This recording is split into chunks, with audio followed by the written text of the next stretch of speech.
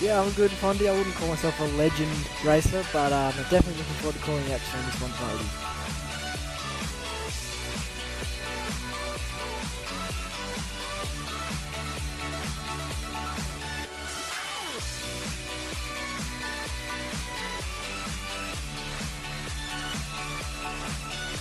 Yeah, good. Looking forward to this. Of course, we're here on Sunday night over on V8's Online for the V8 Sculpt Series, but OSR is a whole different ballgame. A few different names will be featured tonight, and qualifying at the moment is looking a bit interesting.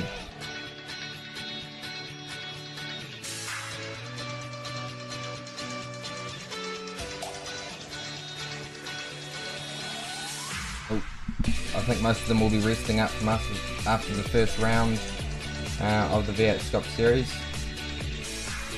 Yeah, there's also the other two servers. There's 3 servers up at the moment, so we're in the one here, but the other two have got about 20 drivers split across the two of them, so we should be getting a field of about 30 odd cars tonight, which is good for the tight track that this is. Yes, it certainly is, and you can tell us how much of a difficult circuit this is. What sort of things do you need to look at around this track? It's obviously quite a tight, twisty circuit. Yeah, you're definitely looking at the curbs are your main issue, of course, with your big slowdown penalties, looking at about 2.5 to 5 seconds for going over too many of these curbs. Then, of course, the traction zones, they're not very straight, so the outside rear tyre will be an absolute pounding. You'll find the left rear, there's not much left of it by the time you finish the stint. It certainly looked like you boys would have been trying pretty hard on Sunday there, 58 laps around this track. I bet you would have been pretty tired when you finished there. Yeah, 250k's is always a good hit out for your first round. I believe that's going to be our standard length for all the longer races that's outside the Enduros, but I mean, longer races are good, you get a chance to settle into the action and a bit of the strategy plays out. Yeah, mate, now as we look at qualifying, we've got Brenton Hobson out there on 1 at the moment. It's on a 1:37.092, which not too far off the pace of you guys. No, we've got a 40-degree track this evening, so a bit up there temperature-wise. So 37.0, not too far off what you'd expect to be a decent pace there from Breton, and of course Mitch Sealake not far behind him in second, with Stenny in the Pleb Sim Sport car rounding out top 3 with 37.3. Yeah, no, we're looking at the race preview for tonight. Based in Canada. We're 8 metres above sea level. We have a 64km/h pit lane speed limit, 4.31 k's in length, 13 turns, and tonight's race will be 37 laps. On the page, the sky is clear, air temperature is 24, track temp I'm showing here 39, humidity 53%, 0% fog, and 14.1km/h wind speed. So these, the temperature and whatnot for this server, for the race server, as we go into the race. Yeah, that'll throw up a nice curveball for the drivers as well this evening. We'll be in here for the last hour and a half or so, tuning a setup for a certain set of conditions, and then iRacing throw them a curveball and give them a nice cold track, and that setup's gone out the window because it doesn't work anymore. Email today about what they're going to release to us in March, which everything looks pretty exciting, especially the 11 and some of the cool features. iRacing is certainly going up in the world, and it's going to be cool having some GT cars join the iRacing server. You'll be running them yourself. Yeah, looking at racing some of those new GT3 cars for a little bit in one of the SEK GT3 series with some of the other guys from TTL, and of course DX11, something we've been begging for a long time for iRacing to catch up and come into the 2010s instead of living in the early 2000s. So it would be good to see the graphical change on the broadcast side, which should make it look a lot better.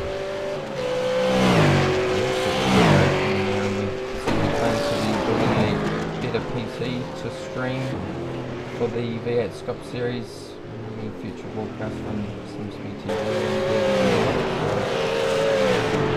Exciting there. Just looking at the pace, Ian Ford would have been a little bit faster tonight out there. He's sitting in 7th at the moment.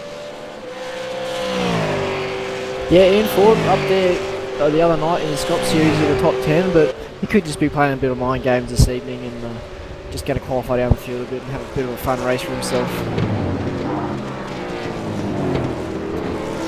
It's just getting laps under your belt with the second round of the OSR series.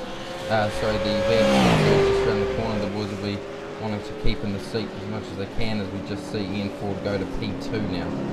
So that's a bit more the pace that we see from 40. Yeah, that's where we expect him to be up there. I'd expect him to chuck it on pole in his last 10 minutes as well.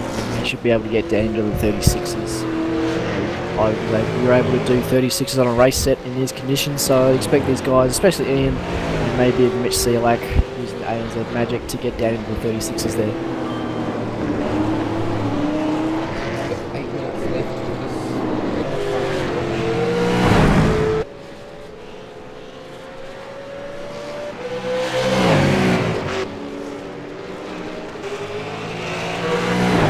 Yeah, 8 minutes is not really a long time around this track, even though it's only about a minute and 40-second lap.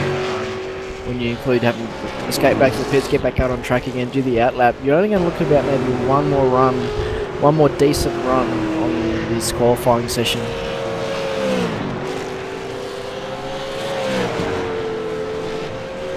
Just hearing word from an ERA driver that Ian Ford is not feeling the greatest at the moment, a bit under the weather, so that could contribute to his uncharacteristically lower pace. Hoping he gets the speed recovery and gets back up to full pace, ready for the Monday night soft.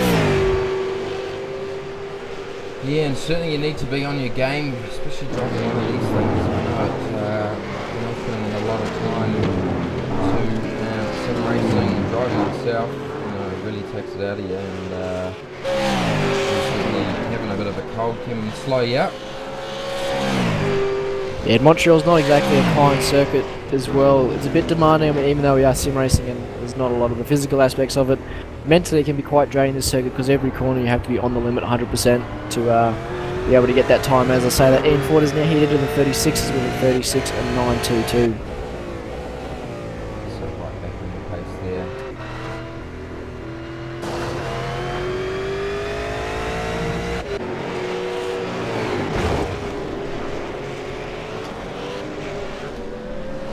We've currently got our second split winner from Sunday night, Mitch McLeod, sitting in 6th on a 37.6.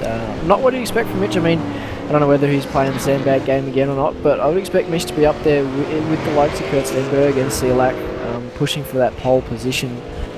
But you never know with these guys. Hayden Dudman as well, pretty close by, so it could be their true pace they're showing with those two close together.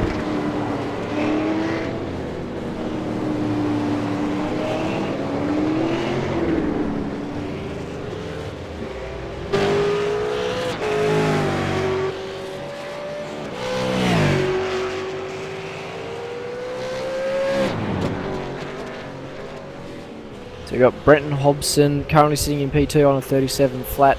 Mitch Sealack third, just exiting pit lane now to get on another final run in qualifying on a 37.1. Fourth place is currently Kurt Stenberg, who's also beginning another run in qualifying on a 37.3. And the top 5, Adam Zeidiger, who's actually having some internet dramas, has only just been able to get back into the server. So we'll see if they're resolved, ready for him to go racing.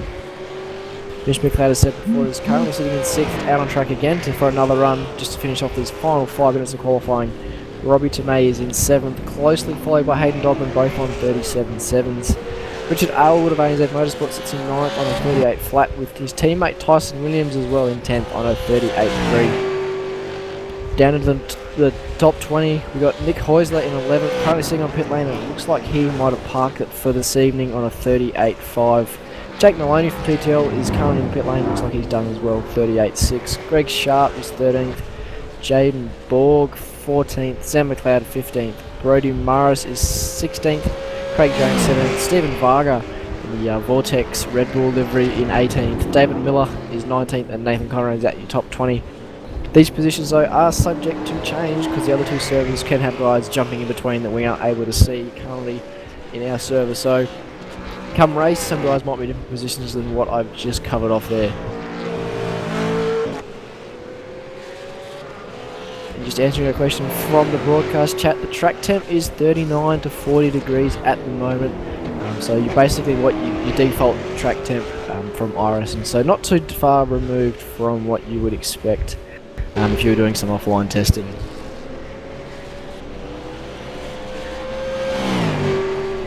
It looks like we've got our technical issues sorted out. Pictures are coming to you normally now.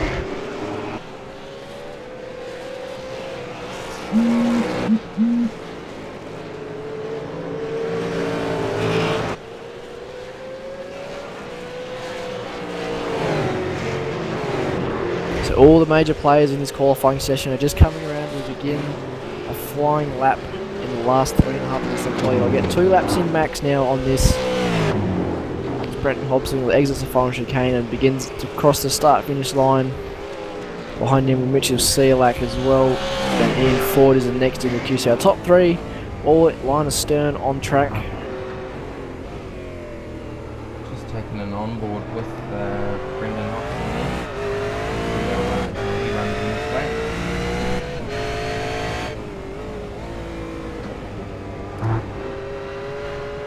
So obviously you got to be careful with these walls. They do stick up on you when you're exiting these chicanes. This concrete canyon is extremely tricky. It can catch you out if you get close to that wall. And as you just seen with the last 2 chicanes, all the traction zones for runs on the straight, they're leaning on that outside tyre lot as he dips a wheel in the grass, and it's going to cost you about 1/10 of a second down the straight. And he's backed out of that lap. He's going to pull off. Looks like he's going to escape and attempt to get around and do another run. Ian's gone quicker again with a 36.7, just absolutely gapping the field. 3/10 back to second place. That's more the pace we'd expect.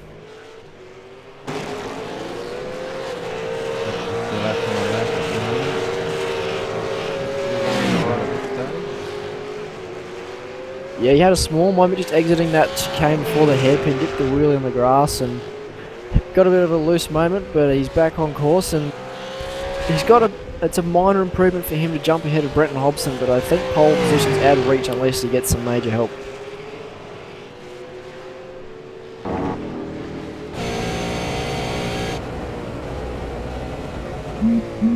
Obviously running for the ANZ motorsport group. We've got Richard Elwood out there. ANZ, he's running 9th at the moment.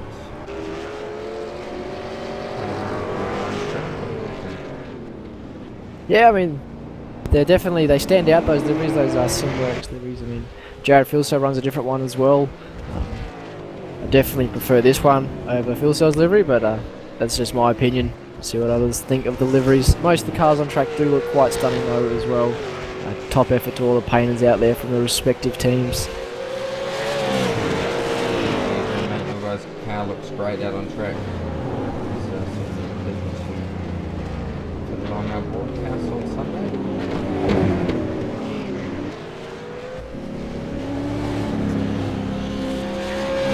As Brenton Hobson looks to be starting another flying lap now after his escape and go around. See if he can find 3/10 to catch up to Ian and get it on that pole position provisionally in this server. Mitchell Sealack once again going around for another lap. Yeah, we've seen Brenton have a bit of pace throughout this OSR series. He's certainly got a lot better as the series gone on. He's been quite consistent. Yep.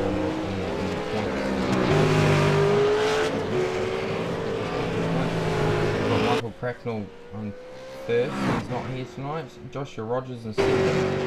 Ian Ford on third. So Ian Ford racing tonight here at the race. He can certainly possibly take out this Simon Black Persian Hobson in 6th, Matt 7th, Greg Sharp in 8th, Marty Atkins in 9th, and Ryan O'Sullivan in the top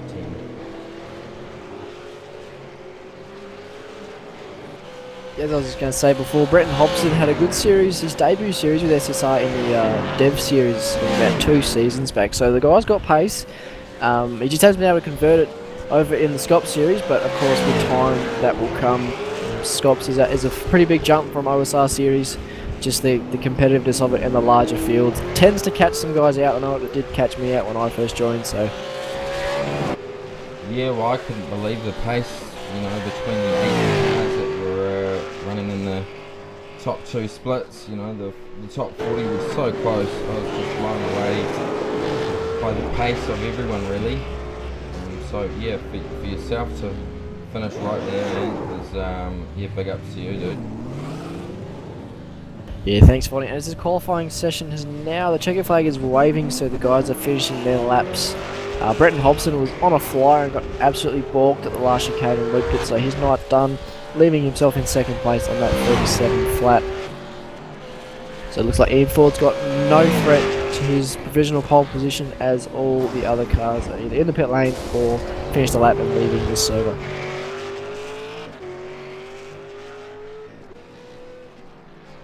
So as we look at the qualifying results for this server, there obviously is another 330. I don't know exactly who's going to be in here, but normally we see 40 sort of up the front, so I'm guessing this may be our top 3 to 5 cars.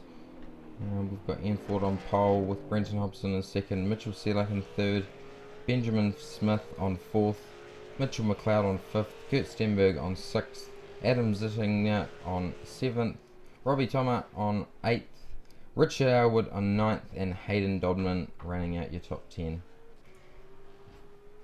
And then down from 11th through the 20th, we've got Tyson Williams in 11th, 12th goes to Nick Oisler, Jake Maloney in 13th, Greg Sharp takes 14th, Craig Jones in 15th, and Jaden Borg 16th, Sam McLeod in 17th, Brody Maris in 18th, Ash Lear takes 19th, and rounding out your top 20 is Stephen Varga on a 1 minute 40.5.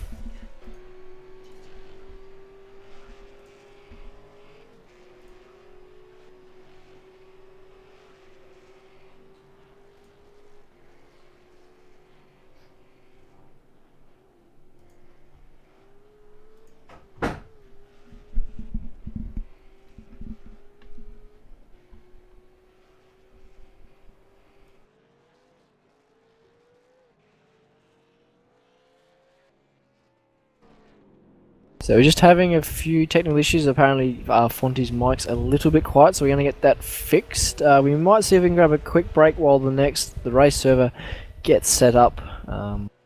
So we'll see you back shortly.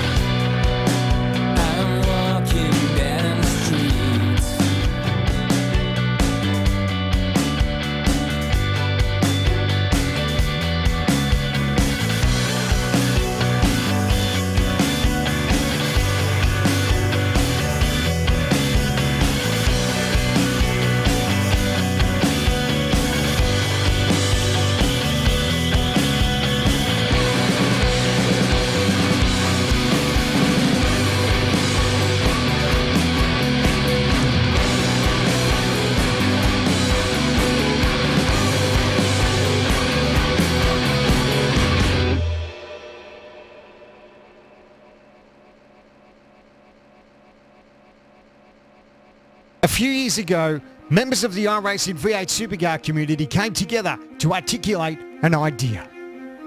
Then, on August 10, 2014, the V8 SUPERCAR's online Premier Series had its first race day at Circuit of the Americas, and Madison Down claimed the victory. Madison Down, the winner. Phil Sell second, Hampstead third, your podium, and Sean Kelly not far off it in fourth. For what a result, what a race. This first test season, however, would go to TTL's Richard Hampstead. 2015 was a defying year in V8 Scops, the first year-long championship in iRacing V8 SUPERCAR history. The season was filled with many highs and lows. Few drivers were triumphant, most faced heartbreak. Young gun Jared Filsell was crowned our champion. But in 2016, it's a new championship and a new opportunity for our passionate sim racers.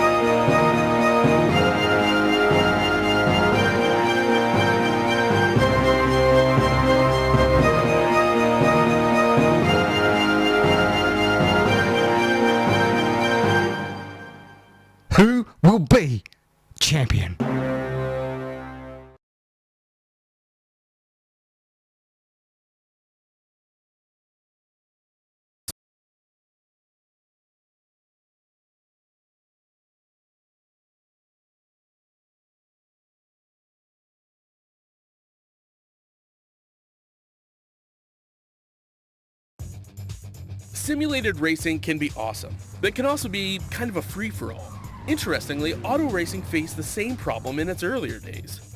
Whether it was on the back roads, the beaches, or the city streets, the racing was fun.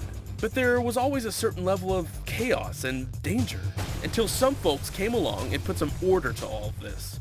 Stuff like official racetracks, regulations about weight and equipment, and enforcement of standards. That's what gave us high-speed excitement, fast-paced action, and photo finishes. That's when racing became racing. The guys over at iRacing.com have made the same transformation in the world of sim racing. Sure, they've got the most accurate tracks and realistic cars out there, but that's just the start. See, iRacing analyzes the performance and results of each driver in every race, so you can be sure you're always placed in races where the competition will be tight, and that those reckless drivers who ruin it for us all are kept in the pits. Not to mention that with over 45,000 active members already in their vast community, you can find races day and night, so you can always get in on the action. You can even join a league of your favorite series. And since updates are always automatic, you don't have to worry about software and can focus on the track. Zip up your fire suit and check out iRacing.com.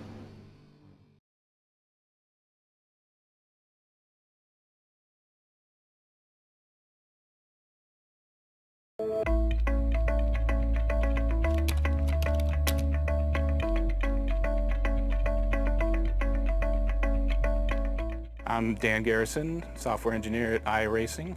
Since the beginning of Papyrus and through iRacing, the track has been unchanging through a session. Whatever you have at the beginning is what you have for the duration of the session and the end. The track doesn't change.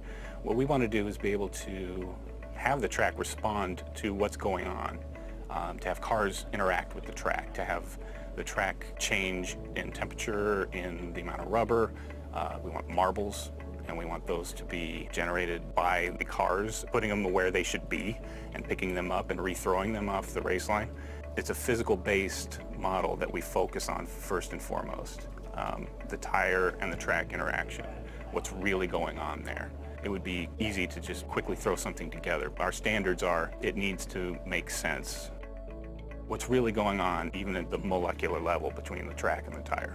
The way the track works, essentially, is we divide it up into small cells that your car interacts with. So if you're adding temperature to a certain part of the track, we can pretty accurately know exactly where that is. That gets transmitted to the server. So if I'm in a race, my data is going to the server with everybody else in the session. The server accumulates that and basically broadcasts a consistent track state to everyone, so everyone's got the same track that they're racing on. One of the big challenges was being able to implement this dynamic track with any number of clients connected and have it just work as you would expect. Have it be the same for everyone in the service who's in a session.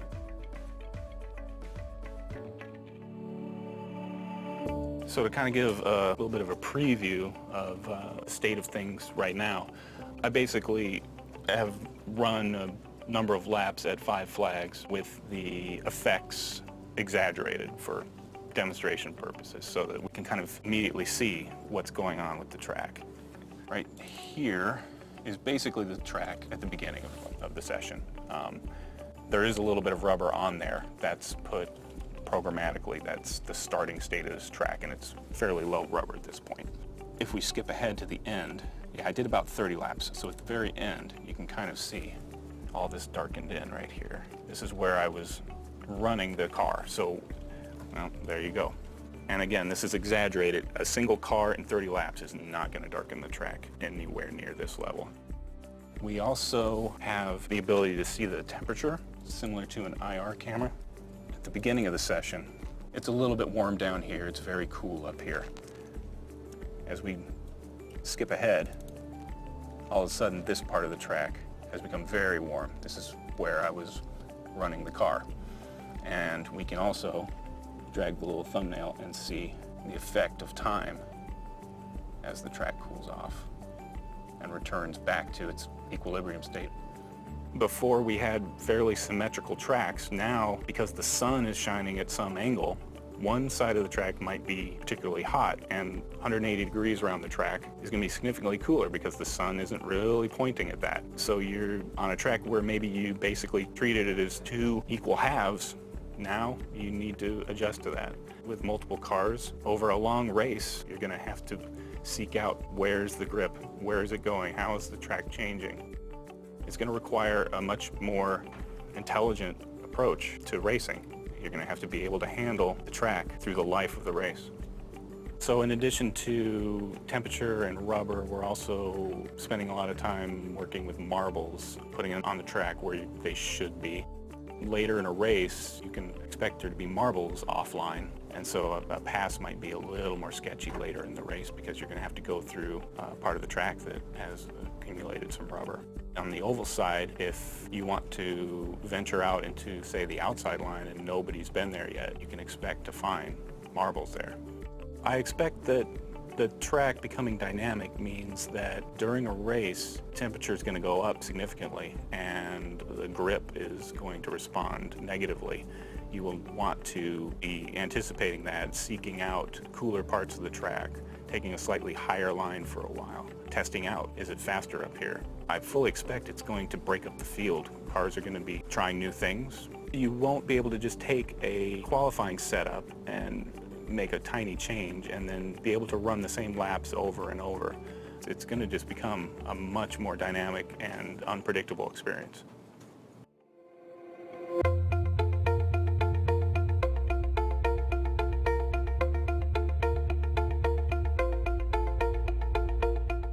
As significant as this first implementation is in creating a dynamic environment, it's really kind of just sets the foundation for even bigger and better things. We'll be able to handle day-night transitions and a moving sun and clouds coming in and have the track respond to that.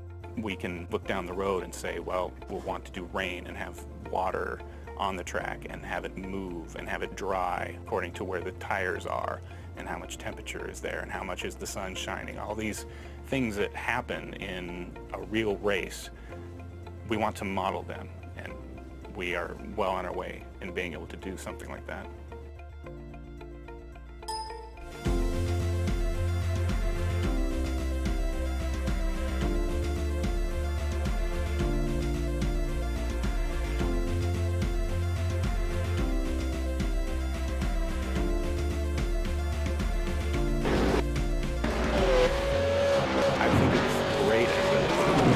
Member to see this feature come to fruition. This dynamic track is something that really has been kind of discussed for a long time, and to join the team and be able to bring it to the members, myself being one of them, is very exciting.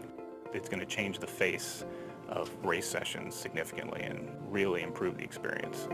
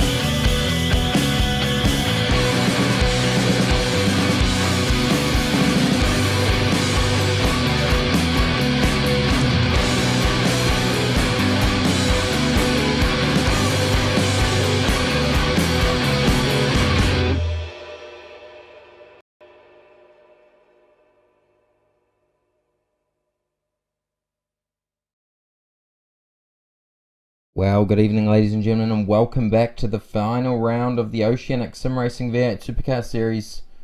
Joining me in the commentary box tonight is the one and only Sam Sutton. How you going, Sam? Yeah, good, Fonty. Good to be here for this race tonight. It should be a cracker. Yeah, it should be not. We've got all our technical issues all sorted now, and everyone can hear me again.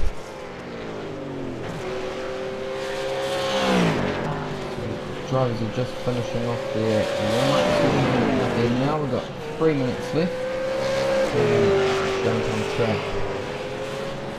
Don't think I can see anyone who's going to be faster than Ian Ford out there. Not for qualifying pace anyway, but hopefully Gilles Robson can take it. Yeah, the track hasn't changed too much from the qualifying survey. It's only gone up 1 to 2 degrees, so the cars will behave pretty much identically to what they were in qualifying. We have got a fuel limit of 80%. It's around about 90 odd litres, so we're going to need a pit stop this night to get all the fuel required to do these 34 laps. We've got 40 drivers in tonight's race. There'll be plenty of action-packed racing.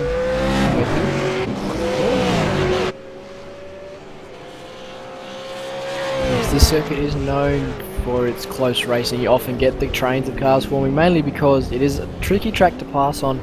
Even though there's a lot of corners where you can send it, it's very hard to actually get the move done. Especially if you just get it slightly wrong, you both cop on a slowdown and then it's not fun for anybody. Yeah, I haven't really done too many laps myself around this track, but I did cut a few last week in the qualifying server, and yeah, what a challenging circuit it is. These walls are so close, and one mistake and that's your race sort of done. Yes, this place has a habit of biting in a hurry, and watch out for that turn 1 incident as well. It's one of the more difficult turn 1s out there. It's probably up there with Oran Park for the amount of mess it can cause. The left-hander followed by the right-hand. It just doesn't agree well with 2 or 3 wide off the start grid, especially with the short run from the front row to the actual corner.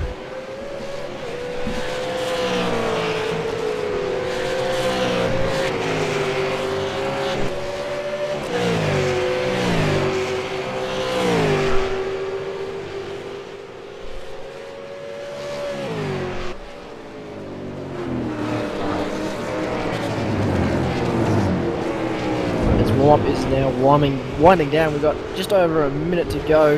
Just a few quick numbers for you to get there on the fuel. So we've got a 90 litre tank maximum that can be used, and about 130 litres needs to be used in this race to get home. So we're looking at a drop of about 40 odd litres for the guys tonight to get home. It's certainly going to race, mate. Okay, I reckon there'll be plenty of carnage coming into turn 1. Yeah, 40 odd V8 supercars, all keen to get going into a very narrow turn 1. It's deceivingly narrow, especially with the line that you have to take through that corner. I anticipate someone's going to end up backwards or on their lid. Yeah, so we do have Michael Cracknell here with us tonight, which is good. So I can expect to see him and Ian Ford take it to each other. Joshua Rogers is probably having a break. He's sick of all the slowdowns he was getting on Sunday. Yes, Josh is very sick of the slowdowns, and I can assure you we have let him know about all those slowdowns over at TTL. But he's actually off tonight racing another series. He's in the Australian Sports Car Pro-Am trying to defend his title over there. Very good.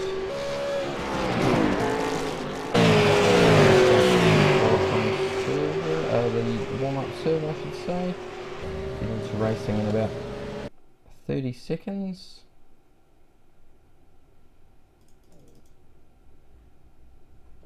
So just a quick little run through the top 10 on the grid. So we've got Ian Ford is on pole. Jason Dixon slots into second with Michael Cracknell in third. So that leaves Brenton Hobson, who was second in our server before, in fourth.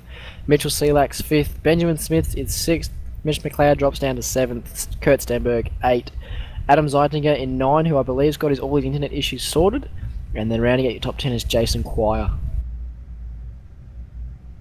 And 11th we've got Robbie Tomer, 12th Richard Aylwood, 13th is Henry King, Christian Hinton is in 14th, Mahia Ladyshoff 15th, Tyson Williams 16th, Michael Telichinich 17th, Nick Hausler 18th, Jake Maloney 19th, and Peter Latham 20th. Now I think that's all the time we're going to have to read out before the lights go green. And I do believe Jake Maloney is starting from pit lane. Just a bit of inside goss there. Green, green, green. And we're off. Nathan Connor did not get underway at the back of the pack there. He's been rear-ended off the start. Everyone looks to be getting through turn 1 nice and clean. We've got 2 wide back in the pack. So far, so good. Ian Ford leads them off to turn 2, followed by Jason Quire with Brenton Hobson up in third, but he's got Michael Cracknell on his inside. A bit loose there from Benjamin Smith exiting turn 4. Stenny, Cracker's got to slow down. Cracknell losing a lot of time there to slow down. Same as Robbie Tomei as well. Very easily to do there.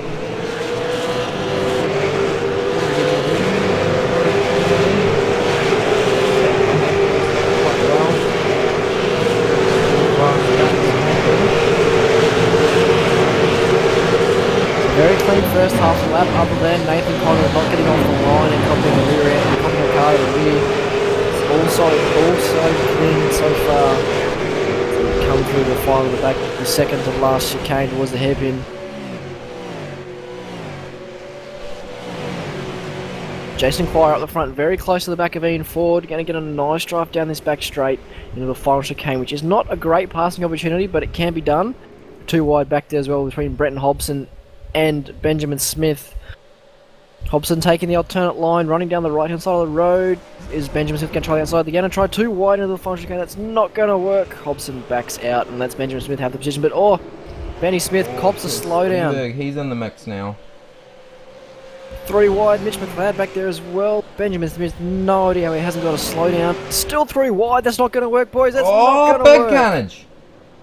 All 3 of them off. All 3 getting through. Looks like Stenny's going to get the burst out of that. No, he's got to slow down. Mitch McLeod, the big beneficiary there, followed by Mitchell Sealer. I don't know what they were thinking there. End of lap 1, and yeah, not going to work. 3 wide into turn 1. Wow, that was pretty good. I think we should take and have a look back at a replay on that one.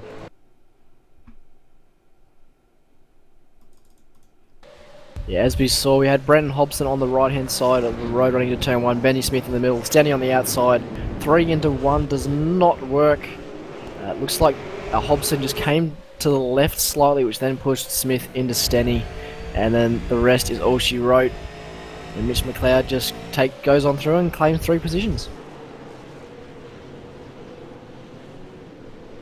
I'm surprised the guys got through as cleanly as they did there. I thought there would have been a bit more damage, but good to see that they're still able to race. Yeah, should be fair, just a scratch basically on those cars, nothing major, so they'll be pretty good to crack on. And actually the 3 of them are still line astern back in the pack now, with Hobson, then Smith, then Stenny, all fighting it out at the back of the pack there.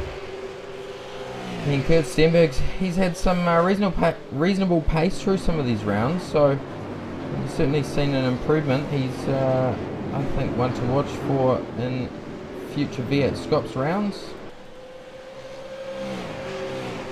It's just behind them. Henry King went around the outside of Nick Heusler into that final chicane. That nearly didn't pay off at all.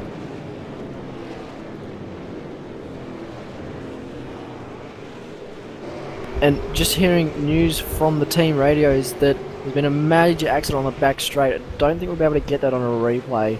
It's all cleared up, but rumour has it there's 2 cars parked now because of that. We've got some damaged cars, definitely. I think we may be able to go back and have a look at that. We'll just see how we go.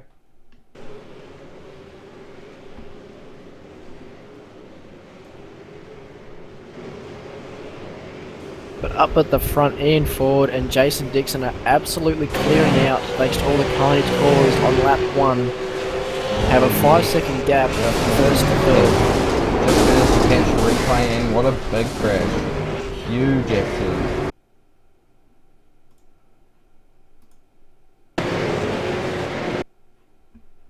Huge accident. As we just look at the front now. Jason Dixon's got it done. He's out in front of Ian Ford. He's taking it to Ian Ford. He's looking at the inside, but thinks better of it. Tucks it behind him. Yeah, smart move there from 40. It's only end of lap 3 of 37. Still got a pit stop to go, and you can always jump the guy by having that shorter fuel load to get the 40 litres or so you need in. Mitchell Selleck, he's 4.5 seconds back from Ian Ford. So these guys, Ian Ford and Dixon, starting to pull a bit of a gap. Cracknell struggling back there in 7th because he's just fighting with Richard Elwood. We just overcooked it a bit in the turn 2, and Cracker steams up the inside, so now he's got his eyes forward set to Jason Quire.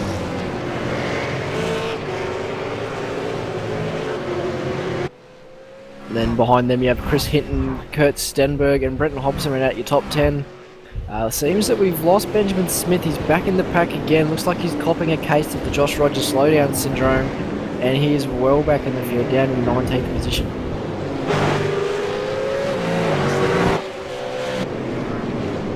Smith's certainly no slouch when it comes to sim racing. I've raced him a couple of times in the Skip Barber, and he's very quick. He'll certainly be disappointed with himself getting those slowdowns. Yeah, all the ERA cars out here tonight, but they're all good steerers, and the STC cars. A lot of guys at the top of the field. Definitely quality steerers. It's just this track can catch people out with the over aggressiveness on these curbs.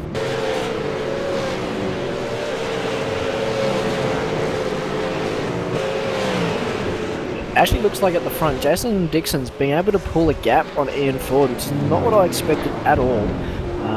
We'll see what it is when we cross the line.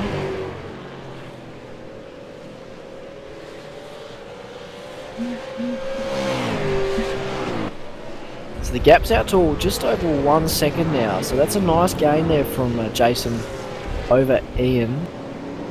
And then Mitch Selak's been able to pull the gap down by 2nd as well from him to 1st position. So Mitch Selak and Mitch McLeod being pulled along together, looking to catch up to Ian Ford, who obviously appears to be struggling from the illness he's got at the moment. He's probably just wanting to keep the laps under his belt, keep it going, with the second round only being next weekend. So we have seen Ian turn up to 9 of these 11 OSR Wednesday night series, and he's certainly been in contention for many wins. It's definitely been between himself and Joshua Rogers. So I have a feeling Joshua Rogers may be able to still do this, wrap up this series, with him even not being here at this round. So yeah, I was having a chat to him just before we came live, and he did feel pretty confident with the drop rounds he'd be able to get in front of Cracknell. But you never know what's going to happen. If Crackers pulls out an absolute ripper of a race tonight and takes it, he could upset Rogers' plans. As we look at Michael Cracknell, he's all over the back of his teammate Jason Quire. He wants to get this move done as quick as possible because he doesn't want to lose too much time to the guys up ahead. I think his goal would be 2nd place at the moment. Jason Dixon looks like he's the man to beat, and he's clearing out. Mitchell Selak running a good race so far. He's actually closed the gap to Ian Ford, so that gap's at 2.3. And at the same time, he's really in the leaders as well. He pulled in about 4/10 that time. So Mitchell Selak, definitely the guy with the pace. A bit unlucky on Sunday night, but we'll see how he cracks on tonight in OSR.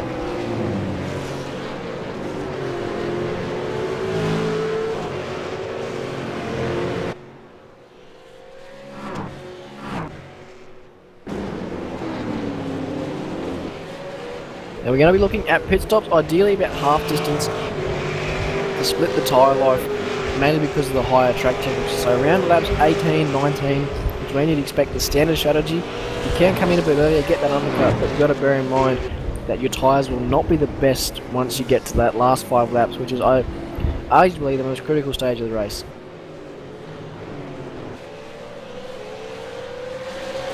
Good point there. It is all about tyre life in these V8 supercars. Myself from running these a few years ago, you really have to nurse the rear tyres, just take extra care on them, especially in a long race. You can never win a race in the first sort of 10 laps, especially if you got a 50 lap race. So these guys do have stops. In previous events we've seen stops taken a little bit earlier than half distance, especially lately. Sort of with Joshua Rogers running, it's kind of been him making a stop and everyone else makes a stop. So it will be interesting to see when these guys do. I'm sort of predicting around maybe lap 14, 15. Yeah, I mean, at the end of the day, you've got to match what the guy you're racing is doing on strategy. So, the guys in probably the top 5, maybe even Jason Quire at the moment, you'd be doing whatever Jason Dixon does, whoever's in first position, because you're ideally racing them. But if you want to get a bit creative... Mate. I'm just looking at this action on 12th and 13th. Peter Latham and Henry King. Henry King's just gone past Peter Latham. Good pass. Henry King, another one of the ANZ drivers out here tonight. He's running a reverse colour scheme though to what we see on Sealax and Tyson Williams' car. And Latham's now got to worry about Craig Jones. No, who's that behind him? Greg Sharp, sorry, behind him at the moment. Greg Sharp's on a roll, looking to get past Peter Latham and follow Henry King up the road.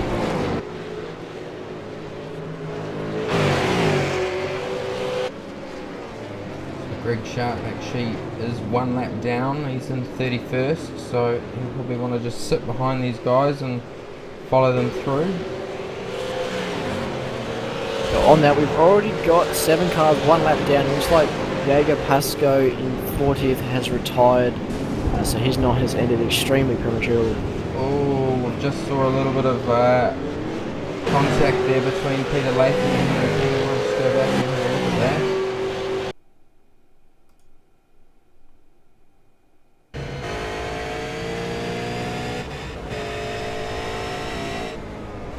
Come down, slightly outbraked himself. Oh no, so he's taken a hit in the rear from Daniel Trim.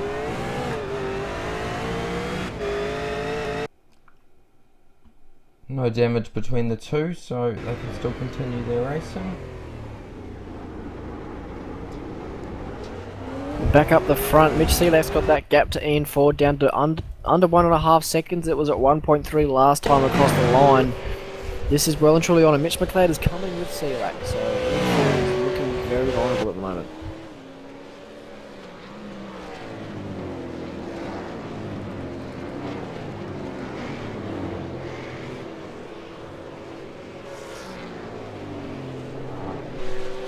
Mitchell McLeod not quite able to make the top split for the V8 Scup Series, which I personally was a little bit surprised about, but I'm sure we'll see him in many top splits to come. Yeah, it was a bit uncharacteristic from Mitch, but I believe he was putting out some desperate calls to Madison down to try and get into top splitters. Nick Oisler's complaining about some lap traffic. Nathan Connor, who was rear-ended on the start grid, didn't even move, just getting in the way there, but all seems sorted as Connor's nearly loops it exiting the hairpin. Just take a lap on board with spectacular motor racing circuit.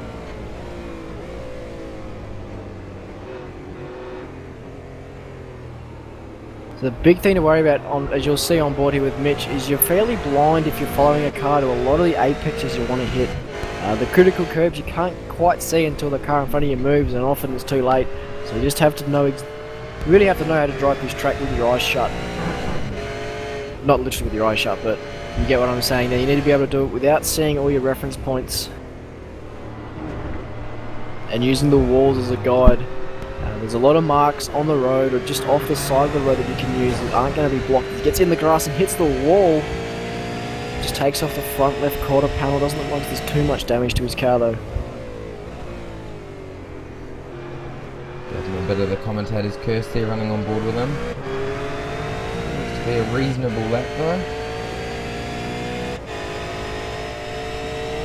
Yes, essentially it is a street circuit, even though it's a proper facility that isn't a street. The walls aren't as close as you think. There's a bit of grass between the wall and the road, so often you're running out to the walls like you're on a street circuit using all the road, but there's a bit of grass verge just there, and you find that and spin the wheels up, which is what Mitch just did before and found himself grazing the fence.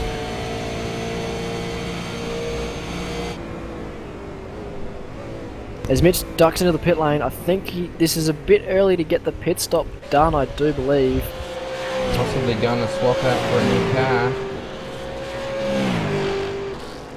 Oh, he could He could just make it. I'm not entirely sure.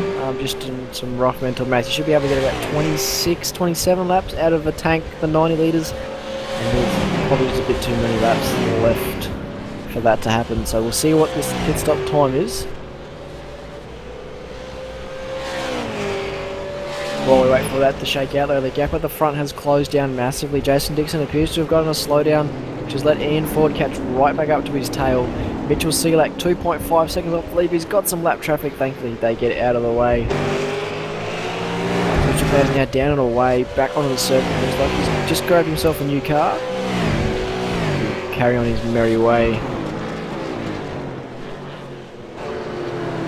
He's dropped back in behind Jake Maloney, who is in 18th position. So fairly big loss there for Mitch, but he'll be able to come back. If I was him, he would have put a sneaky bit of fuel in just to shorten up that stop later on and gain probably about 10 or so seconds on the field. Yeah, and Mitch obviously has been around and online V8 Supercar racing for quite some time. At least sort of the last 5 years from what I recall. I remember him being in here when I first got into it back in 2012, so good to see him out here getting some practice in the OSR series. Yeah, any laps in the V8 Supercar is absolutely gold, but Mitch just got to slow down, let Jake Maloney back in front. He had previously passed him in his second chicane. Oh, he runs very deep into the hairpin as well.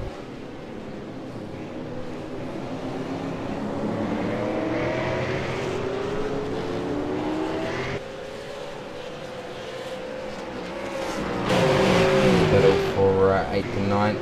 Christian Hinton and Robbie Tomer. It's certainly heading up. There's only half a second in it between these guys.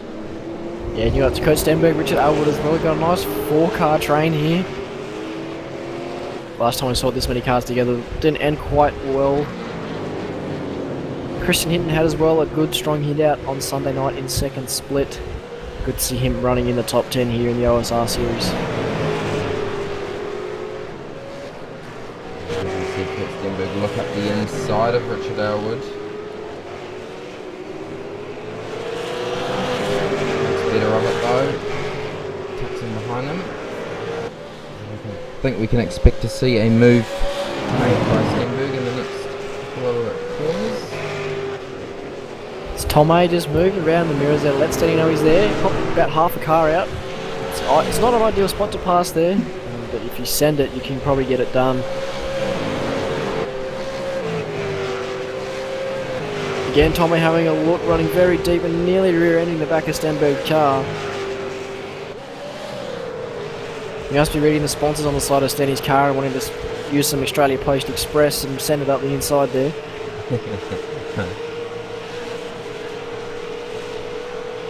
Stenny going too wide down the back straight. Looks like he's going to get this done in the draft. No, he pulls out because Atwood's entering the pit lane. So, Stenny's absolutely messed that chicane up. Gives Tomei a look. Hinton's in the game now with the better run. Tomei got balked off the final corner. Stenny looks like to have got it done around the outside. He goes very deep. Gets it done. So status quo between these three. As Richard Elwood has entered the pit lane and doing his compulsory pit stop. Getting it all sorted. Mitch McLeod, Jake Maloney, 3 wide. Into turn 1. Not going to work, boys. Sorted it out. Peter Latham goes around the outside, gets it 2 wide. Still there though with Mikhail Latishov still on the inside of Peter Latham. 2 by 2 there.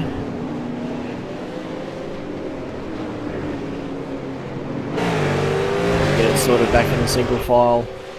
It's not done yet. Jake Maloney, good run off that chicane there, going around the outside through the concrete canyon. This is not going to work. He gets down the inside. Nice move there from Maloney, but will Mahale hold around the outside? Yes, he does. Jake's got to get the traction though. A bit of a wiggle. It's a great race between these two. 2 wide for most of the lap so far. He's still not going to give up. Maloney gets it done, breaking deep around the outside into the second chicane. Great racing between those two. And that's the best thing about the V8 Supercar series is such great racing all across the field really, whether you're in you know, first or whether you're in 30th, there's always great battles across the field, and you generally find yourself racing with the same sort of guys week on, which, it's great for teaching you how to drive better, and the more time you spend in the V8 Supercar, the faster you go.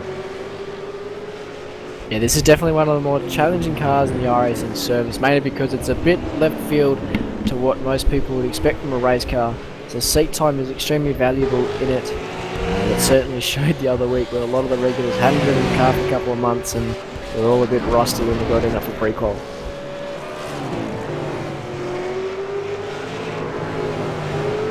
One person who certainly impressed me with their pace in qualifying, they didn't have such a great race, but it was Sean Kelly. He hadn't been in the car for sort of 4 months and jumped in and did reasonably well in qualifying. I think he put it on P8 in pre-qual, which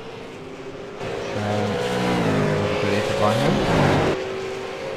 Yeah, unfortunately for Sean, the race didn't go his way though. But up the front here, we've got Jason Dixon and Ian Ford back to line astern, about half a second separating the two of them. So this battle that looked to be off about 5 laps ago is back on. And Mitch Selak has dropped off the pair by about a second or so. And Ford got Dixon in his sights. He's half a second behind him, so he's right in that draft. Just shows Dixon made one mistake, got a slowdown, and the race is all back on. This is a tricky track to pass though with the draft, because you have to bring your braking points back so much further than what you would brake if you're in clean air that you can't actually make the most of the draft. As we got a car turned around exiting this first chicane, the 004, being Sam McLeod. He's just escaped back to the pits thankfully, so all clear, but that was very nearly race over for our leaders. Go back and have a quick little look at how he did that, possibly all by himself. All by himself out of the turn there, just dropped it on, slightly got on the grass and must have grabbed the gas a bit too early, straight into the wall.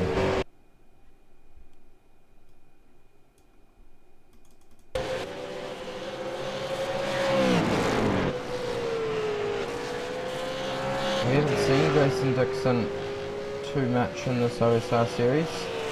It's certainly good to see him taking it to Ian Ford tonight and giving 40 a run for his money.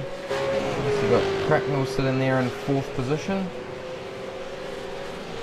Once Mitchell McLeod comes out in the field after these guys make their pit stops, I'm sure he'll be right in the hunt for a race win.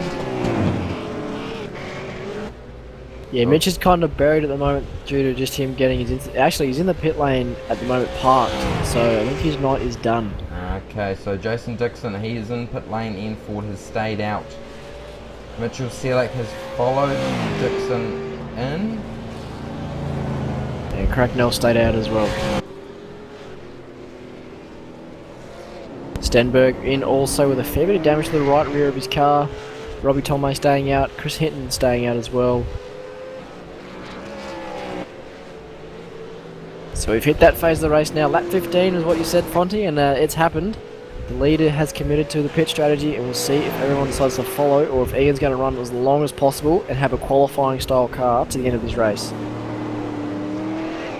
Yeah, we're just running there with Michael Cracknell. It might be slightly touched the wall. Doesn't look to be too much damage or slowing down too much. Selak has jumped Dixon in the pit lane by a good half a second. So there's some terrific strategy work there from ANZ Motorsport to basically gain about 3 seconds in a pit stop when everyone's got to put the same amount of fuel in at the same stop. That is terrific work there. He's got the bit between his teeth there, just passing a slower car. Dixon will be on the hunt to get past him. It will be interesting to see when Ian Ford makes his pit stop. And this is the awkward point when you're one of the lead cars and you pit early, is you get in the traffic, but they're not lap cars, so you have to fight them to a degree for position. As Daniel Trim loses it right in front of our effective leader Mitchell Selak. That was very close to damaging Selak's car, and I don't know whether Trim hit the wall. Yeah, he did. He hit the wall a good one, straight in the front end there. He's still stuck in it as well, facing the wrong direction. He's going to have to wait for this traffic to move to flex spin it. He has done that and is now off and away, but that car is not in a great state. So fastest lap of the race so far is Ian Ford. He's done a 1:37.931. He's about half a second, 3/10 of a second faster than Mitchell Selak, who's second fastest.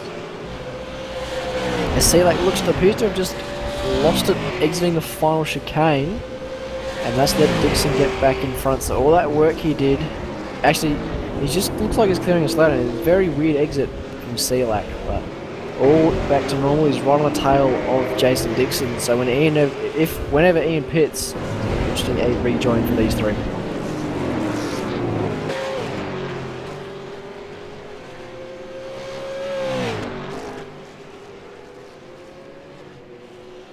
So Cracknell, he's reasonably quick out there. And old tries. He's done 1:38.532. He's about 4th fastest overall in this race.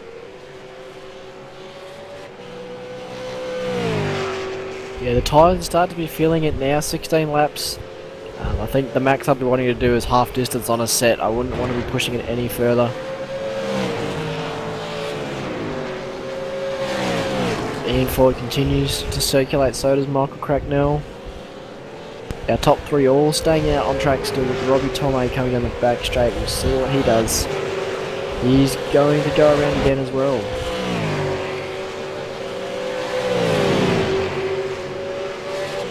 And still Jason Dixon and Mitchell Selak nose to tail. Selak getting a bump drive from his teammate Henry King. He's looking down the inside. Oh, Selak's got a penalty. Selak has a pit lane penalty and has gone to the pit lane. Wow, that's certainly his race over and done with.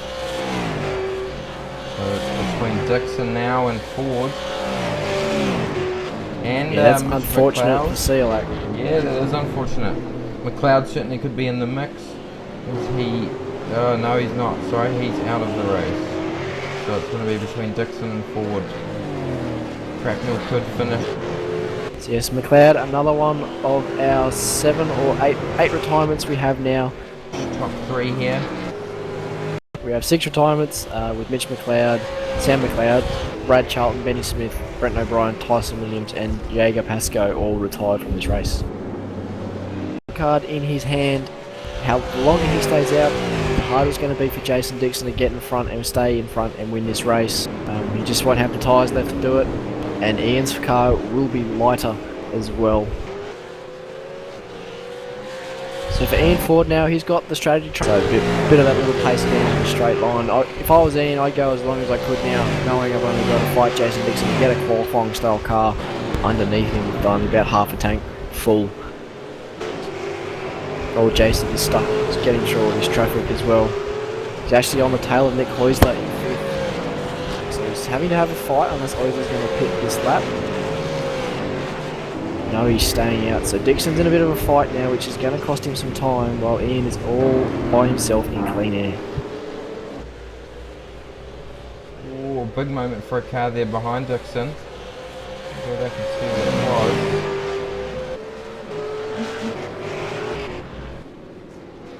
It was Henry King. Big moment as he comes on the front straight. We might just go back and have a little replay of it. In-car footage.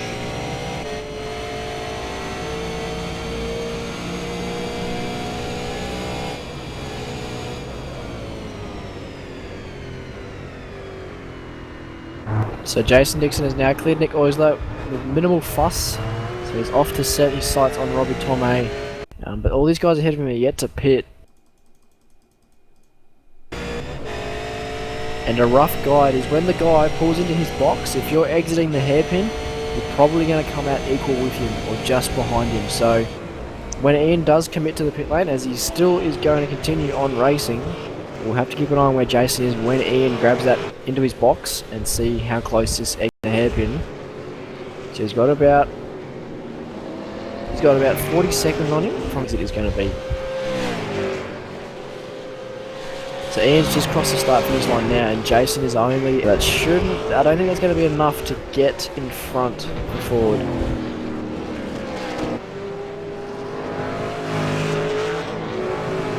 third position. Robbie Tomei still staying out, same as Nick Oisler and Mick Cracknell, all still circulating. As Jason Quire has now entered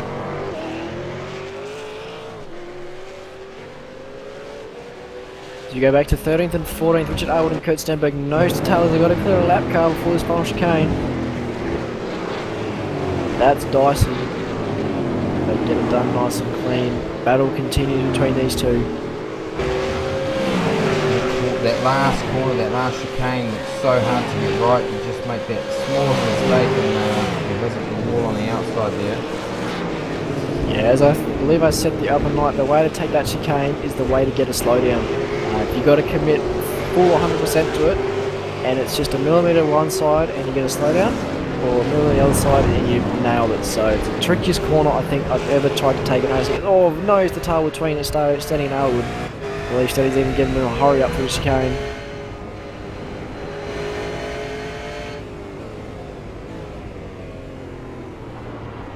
And just answering Shane Rayner's question from the broadcast, Steady has made his pit stop. So everyone except for about the top 4 have made their pit stop.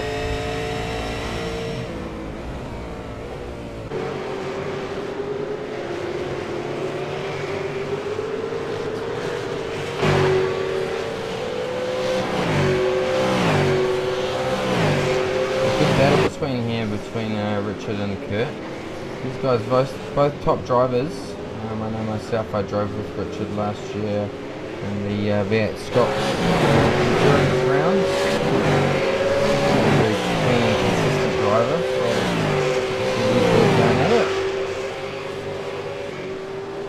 it. Dan Richard, a new signing for ANZ this season as well, previously driving with Madcar Racing.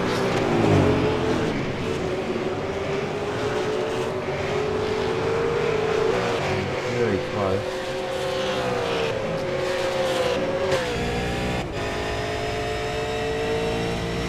This is showing how hard it is to pass here at Montreal. Stanley's been on his bumper for a number of laps now. It looks like he's got the pace, but he's got the pace in the wrong spots. You need to pass the car, you need to drive off the corner. It looks like that ANZ car has got better drive than Oh, big moment for Aylward there. Oh, here we go. Oh, Stenberg gets into the back of Aylward.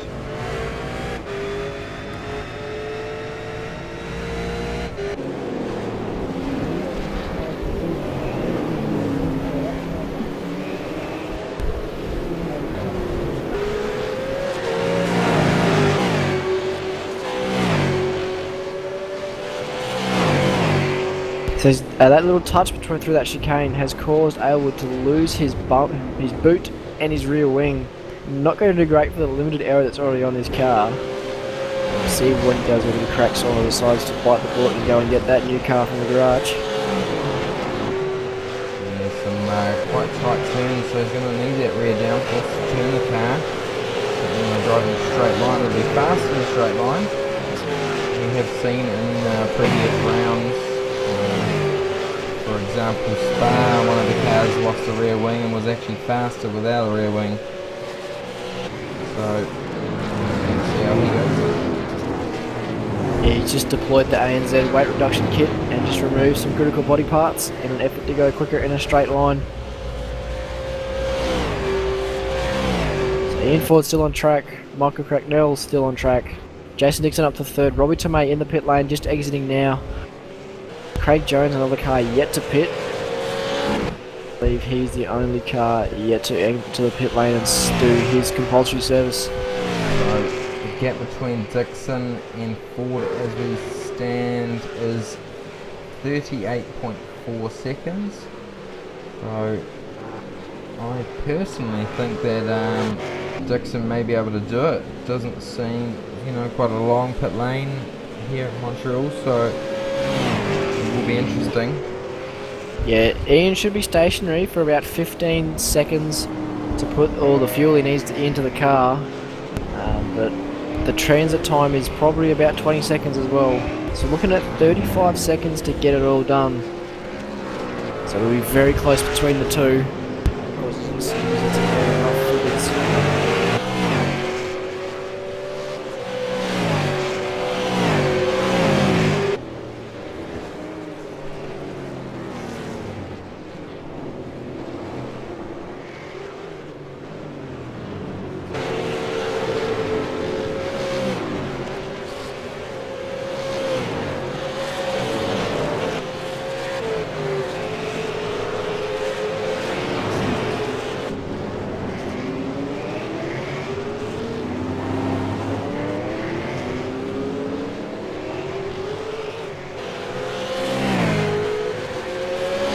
battle here for 15th and 16th. Adam Zittinger and Nick Marker.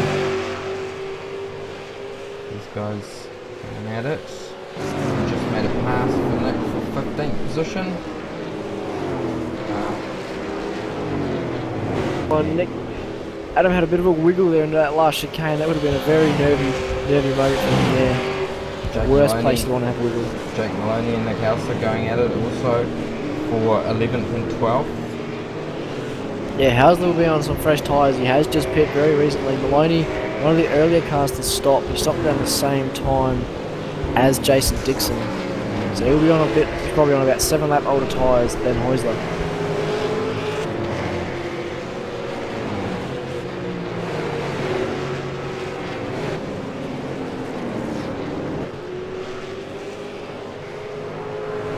Ian Ford is still cracking on. He's got to be running out of fuel shortly. Same as Michael Cracknell. They're all running this fuel load very deep. Same with Craig Jones. So from the SDC camp, basically Jason Dixon's the only car to be running the alternate strategy to what the other guys are running at the moment. So,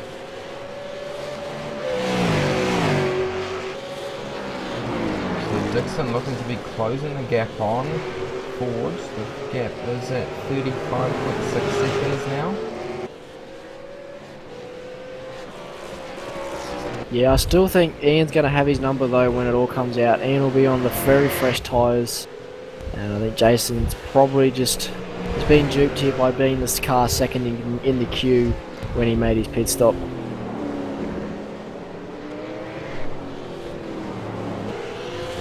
Now we've got Ian Ford in first, Michael Cracknell in second, Jason Dixon in third, Craig Jones in fourth, Jason Quiet in fifth, Kurt Stenberg in sixth, Richard Aylward in seventh, Robbie Thomas in eighth, Mitchell Selleck in ninth, and Christian Hinton rounding out the top 10. And Jake Mooney and Nick Häusler still going out for 11th and 12th. Henry King closely following them in 13th. Adam Zeitinger in 14th. Brenton Hobson's dropped back down to 15th. And Nick Parker 16th. And Ashley is 17th. The last car on the lead lap. And then from there we have Mahale in 18th. Peter Lathan in 19th. And Daniel Trim in 20th. All laps down. Maloney pop a move underneath Halster there. That's just the lap car. He's just passing very sharp.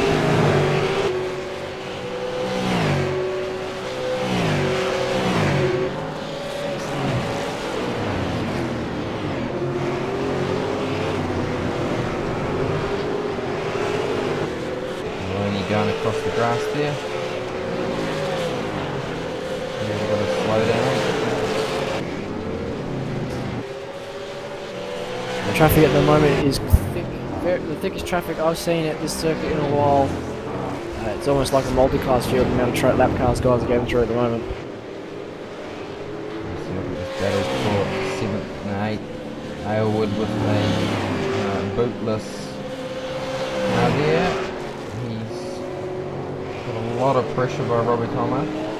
Yeah, Robbie Tomei not exactly happy as well. He just piped up on the radio, having a bit of a go at Aylward for holding him up. Well, it's for position, mate. You've got to pass him fair and square on the racetrack. He's not going to jump out of the way for you. Robbie Tomei as well. We're in a bit of trouble on the weekend for basically a bump and run on Matty Stratford, just punting him at the second chicane to gain the position. And that's one of the good things about the V8 Scop series. There are live marshals, which certainly helps make the racing a bit fairer. Just going to jump in there, finding Ian Ford in the pit lane, Michael Cracknell staying out, and Jason Dixon has just exited the hairpin on the back straight now. So where will this put these two?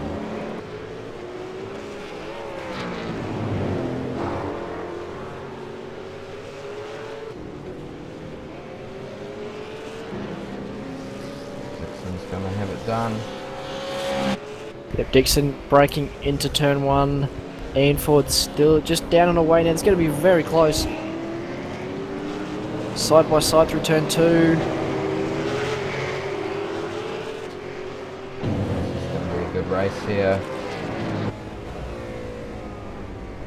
Oh, we got a bit of action going on the radio between Robbie Tomei and Richard Aylward.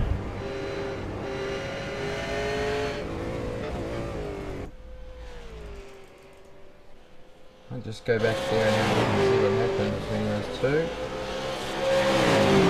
Unfortunately, my replay didn't catch it, so I won't be able to have a look there.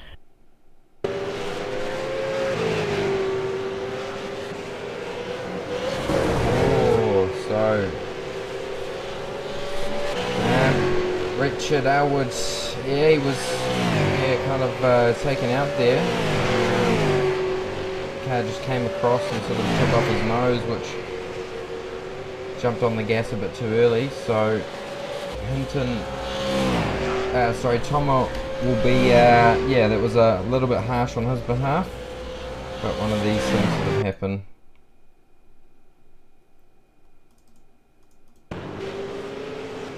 Yeah, no doubt the stewards will have a look at that. Once again, Robbie Tomei again involved in a controversial incident. We're back at the front, Ian Ford all over the back of Jason Dixon here for effectively the lead of this race. Michael Cracknell still circulating with a 25-second lead over second and third position. And Jason Quire in fourth, and Stenny is in fifth position. Robbie Tomei is in sixth with a massive cloud over his head over that incident. Mitchell Selak chasing him down in seventh. Chris Hinton running strong again in eighth position. Jake Maloney starting from pit lane up into ninth position now with Nick Oisler rounding out your top 10. Henry King has just jumped Oisler, so Henry King is in 10th position and Oisler in 11th.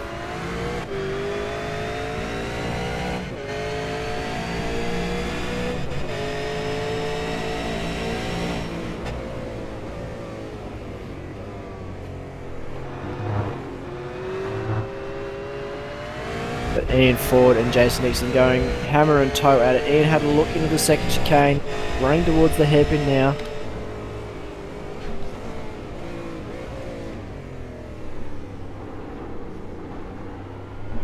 Just running on board with 40. Past Dixon. You'll see coming to this final chicane, you'll understand what I was saying earlier about not being able to see what you need to see to make the corner properly. He has a pop out, doesn't even know he's there. And you can't really see these curbs at all. You have to trust the guy in front of you almost and just follow him and hope he goes where he needs to go. And you don't completely slow down along with him. That looked pretty good from 40. That equal run off the chicane into turn 1. As Crackers is in the pit lane now.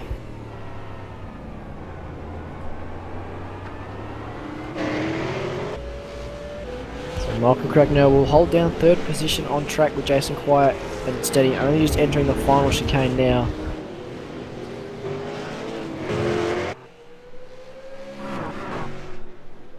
Mitchell Selak just passed Robbie Tomei as well, so Selak up in the 6th position, recovering from that penalty he received earlier, which is, I think, probably just a stop-go for not clearing a slowdown properly. Oh, but Ian Ford is pushing Jason Dixon through the corners now. He's having a look to the outside into the second chicane. Thinks better of it and tucks back in. Gets a good exit though. He's in line for a pass here at this hairpin, but Jason's running the wide line on the entry. Ian sends it down the inside. Very nice move, gets that done. And Ian should have the drive off the corner.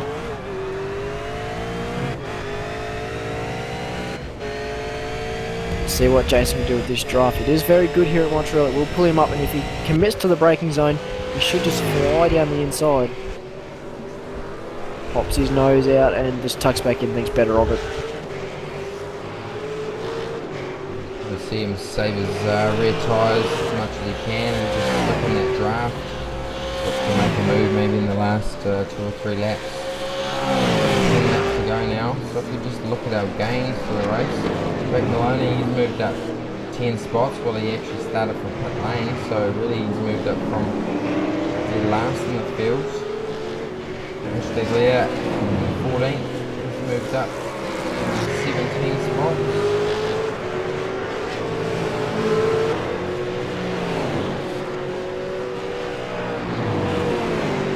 It's been a high attrition rate, which is contributing some of those guys jumping up the field. We've still got the same number of retirements before. You've added Nathan Connor and Scott McKee to that list as well. Connor blew his motor and we don't know what's happened with Scott.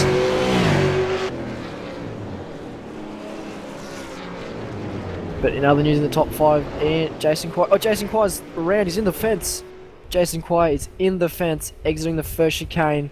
Was following Kurt Stenberg, just got on the gas too early, and his night is done. Look back and see what happened.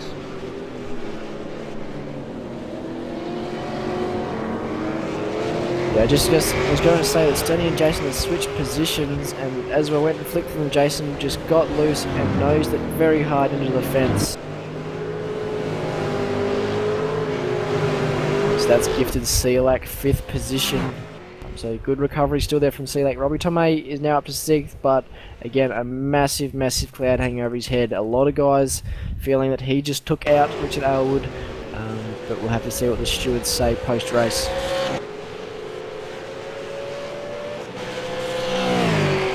A good drive by Kurt Stenberg to be sitting in 4th at this stage. Yes, Denny started in 8th up to 4th position. That's a good game for him considering the bad luck he had on Sunday and how much he's been saying he hates his car and this track. He's very vocal with how terrible he thinks the V8 Supercar is, but he's still a quality steer of it and doing an excellent job tonight.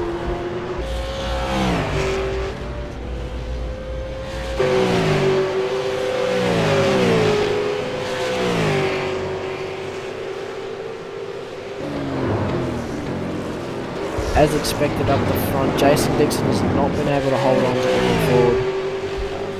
We've seen throughout the race, those two are nearly identical on pace. Ian Ford's last lap was 38.5, Jason's last lap was a 39.1. So Jason's tyres very much past their best. He's been on them now for about 14 laps, whereas Ian's only gone in his for about 5. So that tyre life is showing massively there.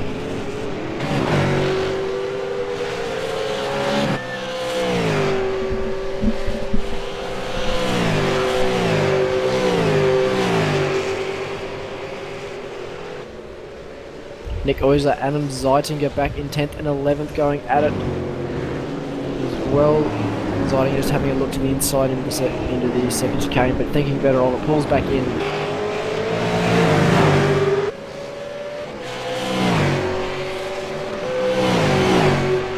Not many close battles going on out on track at the moment. It's about the only one. Everyone else separated by about 2 or 3 seconds.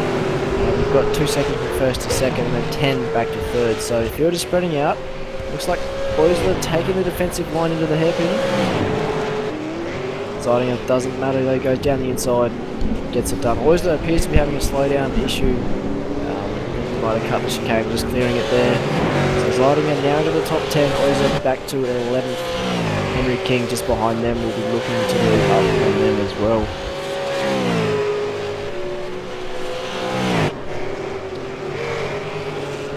So this gap between Ford and Dixon's at 2.7, so I think the chances of the race one are nearly over. Was nearly has a little bit of that car. The link cars.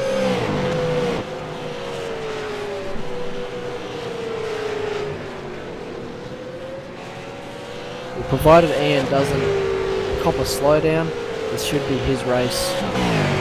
He should be able to just drive away from Jason as we're seeing again. It was 1.2 seconds slower last time by Jason than Ian. Jason doing a 39.9, Ian a 38.7. So the lap times discrepancy is getting larger and larger.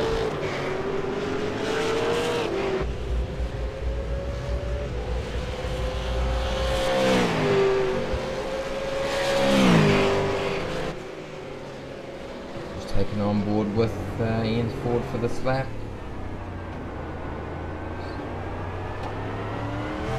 Ian Ford running a very tight line there through turn 2. A bit unorthodox. A lot of guys clip it early, use the curb, pull it around and run right out wide. But Ian holding that curb the whole way through. Taking minimal curb there through that first chicane. Just got a little bit of lap traffic in front of him as we come through the canyon with the second chicane. Probably going to clear it on this straightaway.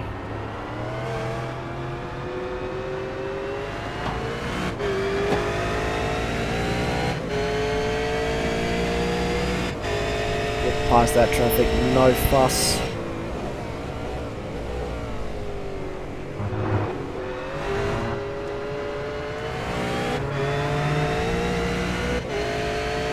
You run down to the hairpin now. One of the trickier braking zones on the circuit, down from 5th to 1st gear. Often that change from 2nd to 1st and the change in surface as well, just when you're hitting that gear change, can unsettle the car. But no such dramas there for Ian, driving down the back straight now, nice and smooth.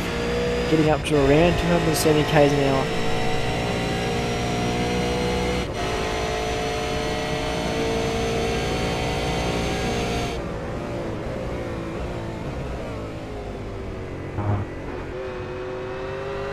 Using a minimal curve on the exit there on the left-hander in that chicane, getting some good drive off down the front straight.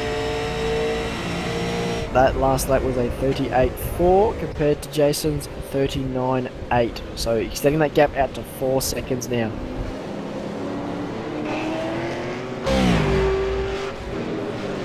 And Cracknell also did a 38.4, so he is coming at Jason Dixon as well at the rate of 1.5 seconds a lap.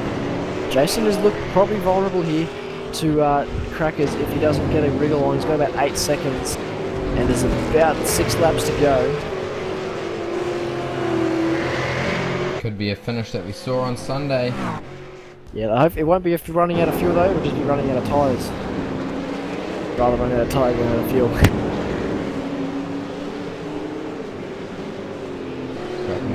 Very fast. That's that benefit of running that late pit strategy that Ian and Crackers did. Of course, when they saw Jason pit that early, they would have just gone straight to we're going to go long as possible mode. And just looked after those tyres, knowing that at the end of the day, they're going to have the net gain over Jason.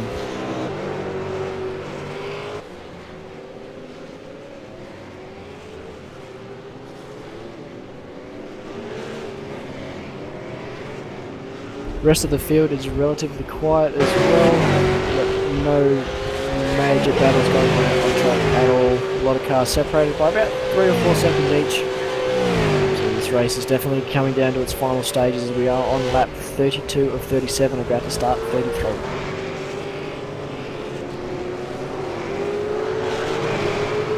Cracknell's closed that gap to 7.5 seconds from Dixon.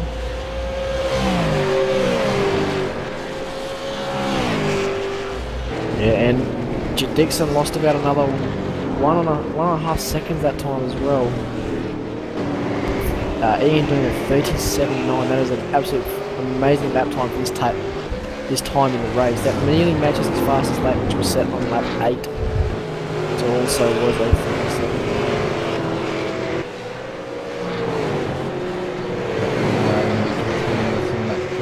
Here, a few cars to get past.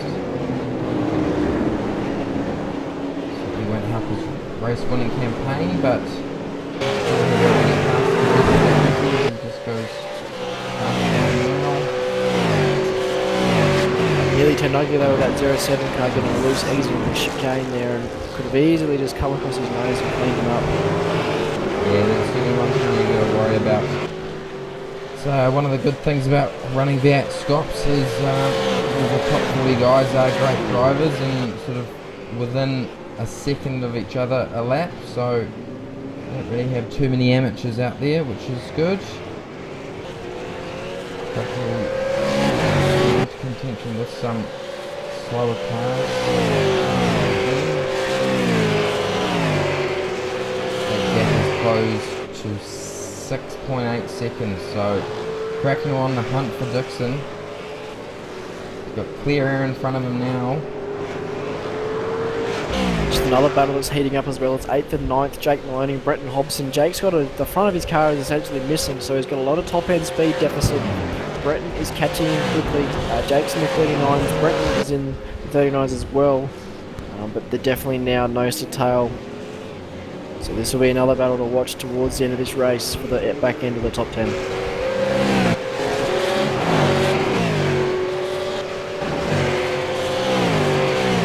Also 10th and 11th is Adam Zeidinger and Nick Oisler. That's closed up as well since we last checked in with them to just under 2 seconds.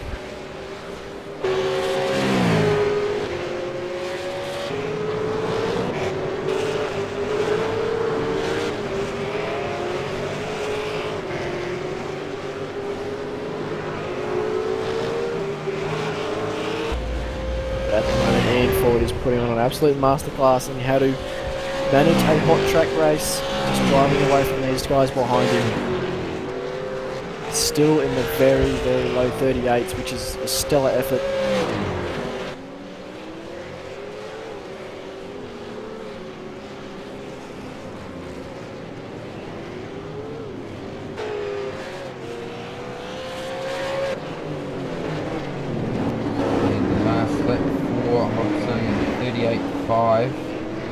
Definitely on my hands.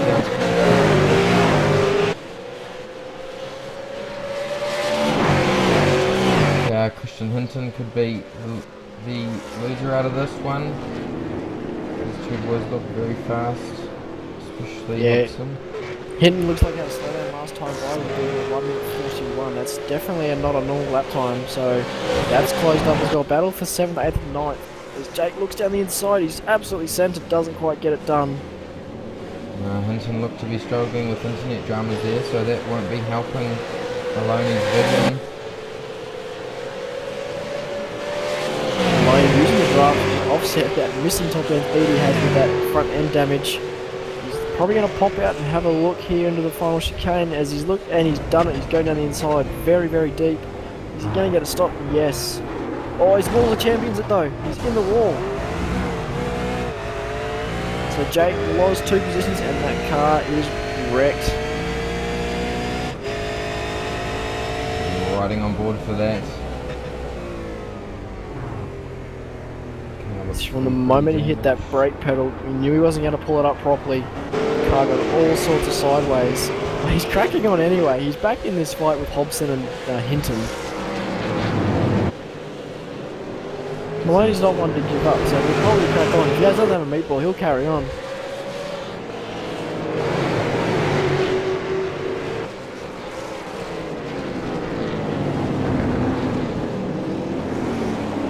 Hinton and Hobson go too wide. Hobson around the outside, Maloney's right there pushing Hinton through the corner.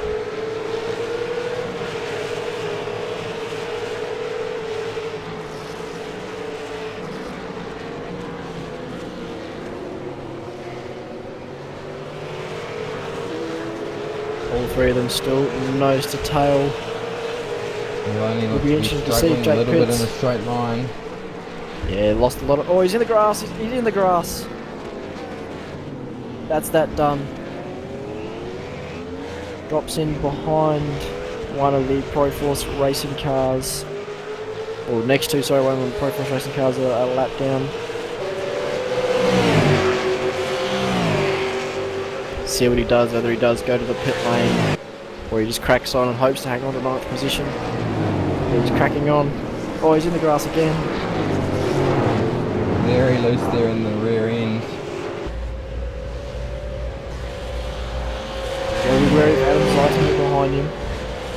But try not to lose that top 10 position because Heusler can definitely catch as well if Maloney keeps making these mistakes he's making at the moment. But we have 2 to go. Lap 36 and 37.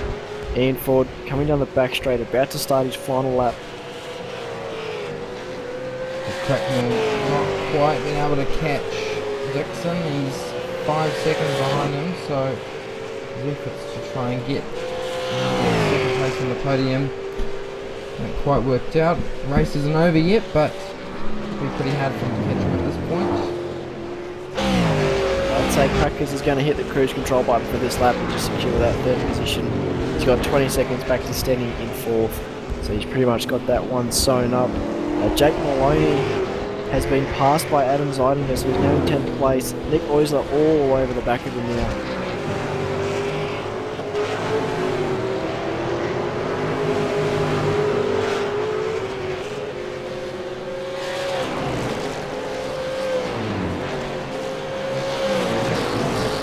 Back to our leader now, halfway through his final lap.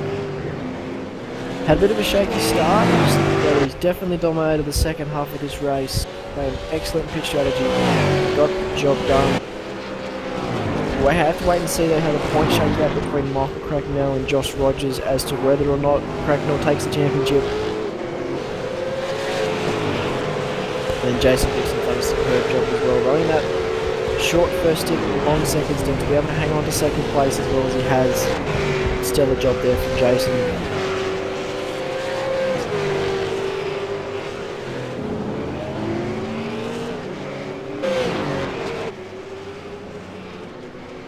Ian Ford now coming down the back straight towards the final chicane for the final time.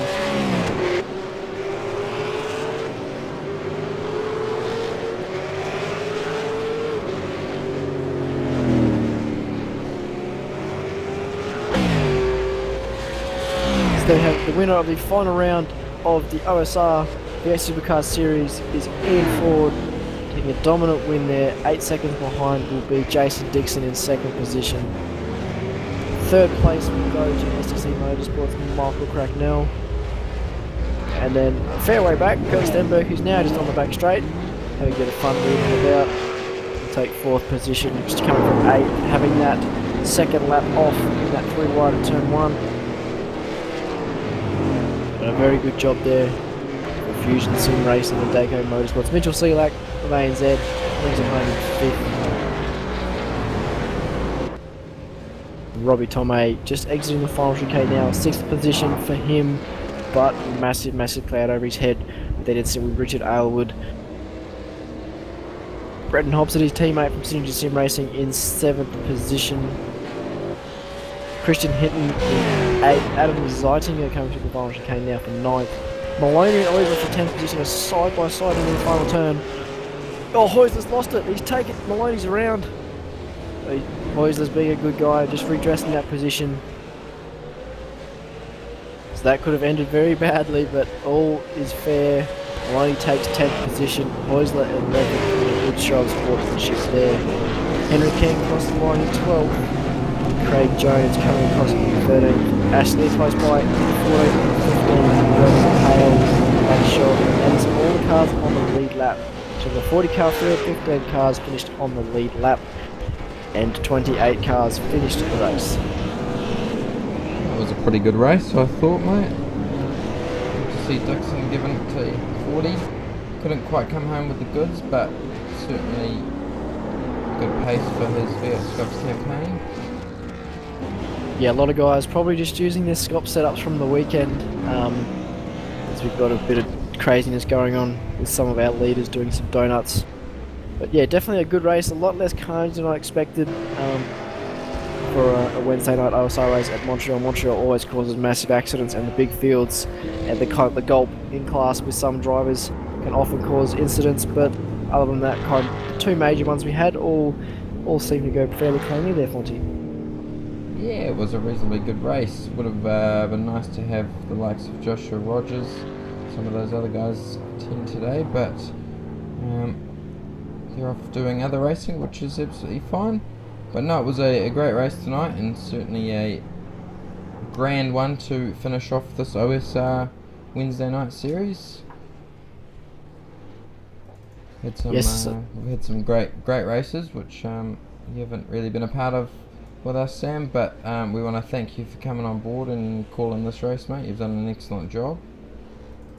No, thank you, Fonny. Always good to be up in a comms box. It's a different side of the fence from driving, and it often is a different perspective, which is enlightening sometimes.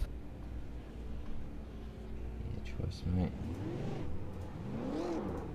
So as we look at the race results overlay, and so we've got Ian Ford, he won the race, and Jason Dixon was second, Michael Cracknell third, Kurt Stenberg fourth, Mitchell Selak fifth, Robbie Thomas in sixth, Brenton Hobson in seventh, Christian Hinton 8th, Adam Zittinger 9th, and Jake Maloney running out your top 10. Then we go to 11th, Nick Hausler, Henry King was in 12th, Craig Jones was in 13th, 14th is Ashley Lear, 15th Mahia Ladyshoff, and Peter Latham finished 16th, Daniel Trim 17th, Nick Parker 18th, Raymond Steer 19th, and Greg Sharp rounded out your top 20.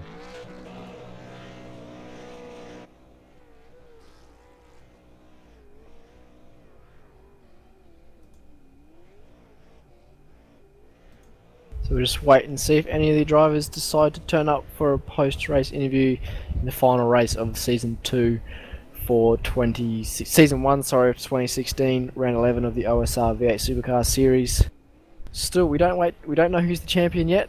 We still got to sort out some drop round points, but it will probably be Michael Cracknell or Josh Rogers. But we'll have to wait to find out about that. Yeah, that will post up on the OSR, on the Sim Speed TV Facebook page and the OSR Wednesday night forum page on iRacing. So the next round of V8 Scops, we're off to the Glen. You're looking forward to that one, Sam? Yeah, the Glen, the super speedway of road racing. That should be a very close race. Very similar to Monza last year, I reckon. We'll have very close pre-qualifying, and then the race, again, will be one of the most exciting we'll have for the year. Okay, so we've got a few of our drivers come and join us in the commentary box. We'll just pull Ian Ford down and I'll let you ask him some questions, Sam. Yeah, we'll have a chat to our race winner. Ian, welcome to the SimSpeed TV commentary box. Great effort on the win tonight. How did that go for you? Yeah, it was a pretty good race. Not feeling all the best this week, so I pretty much just sucked it up and tried to run away at the start. Didn't quite have the pace to do it, so I just fell in behind Jace, fuel saved as much as I could, and tried getting the undercut going in the pit stop because the tyres didn't really fall off on me on the first stint. And, you know, came out side by side with him, just literally just chilled out for a bit, made sure that I had enough fuel to go to the end, and then when I got the green light for that, I just absolutely full-flatted it until I got home. So when you saw Jason pit early, did you just instantly think I'm going to go long, or was that pre-planned going into the race? It was sort of pre-planned. Like, if the tyres held on decent enough, then I'd just go as far as I could. I was looking at undercutting him early on, but, you know, after the few disasters throughout the season, trying to undercut people, I've just decided just to chill out and, you know, be one of the last people to pit. That way you fall back into cars that you're actually racing against and all that sort of thing. Yep, so you've seemed to have wrapped up third in the standings. Solid effort. I mean, I know you've been busy with other things throughout the season, but you've got to be happy with third overall in this championship. Yeah, definitely. It's one of those things that you look forward to every season. There's definitely been a ramp up in competitiveness in the season. And, you know, seeing Crackers and Josh and, you know, all the other boys step up this season and take a few wins, take a few podium spots, it's been awfully hard to keep up there. So it's good to finish off the season with a win, and hopefully we come back next season and go a bit better. Yeah, definitely. And you've got to be looking forward to round 2 of V8 Scops in 2 weeks' time at the Glen. Yeah, definitely love the track. It's going to be a bit of a draft fest, I think, in quali, but, you know, that's just one of those things. And, you know, hopefully we get the car sorted out. We seem to have good pace at Monza, so hopefully carries over to another straight line speed track. And, yeah, just hopefully all the other boys in the team get up there and show everyone how good they can go, and that's very much it. Well, thank you very much for joining us this evening, Ian, in the commentary box, and congratulations again on the win. And we'll hope to see you next season back in the series. No worries, Sam. Thanks for doing the broadcast this season, guys. It's been awesome. No worries, and we'll see if we can grab our second place getter, Jason Dixon, down here. Jason, welcome to the SimSpeed TV commentary box. Congratulations on second place and the pole position. How'd that race go for you? Yeah, had a good start. Passed Ian after a couple of laps, which was surprising. Then I pulled a little lead, and they caught me just before my pit stop, and I think that's where I sort of lost the lead of the race. For some reason, after the pit stop, I didn't get all my tyre data. You know how you normally get percentage worn and your tyre temps. I didn't get that, and at the end of the race, my tyres were into the 60% worn. So, for some reason, I think I must have changed my tyres. So, could you imagine how worn they were? Trying to circulate was not easy.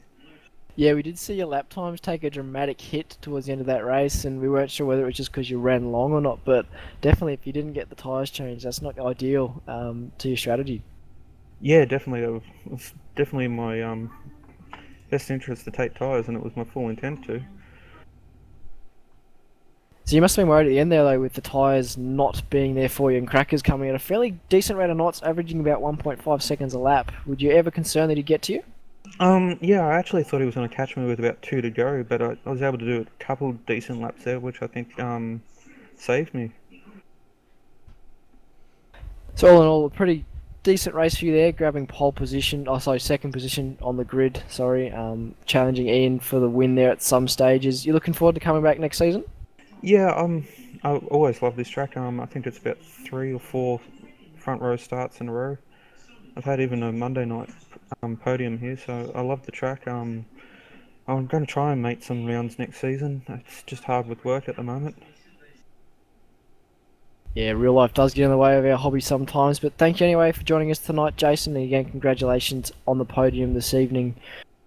Yep, and I'd just like to thank SDC for all their help through the week. Congratulate Crackers and Ian on their win, and to thank Spec Engineering for supporting me.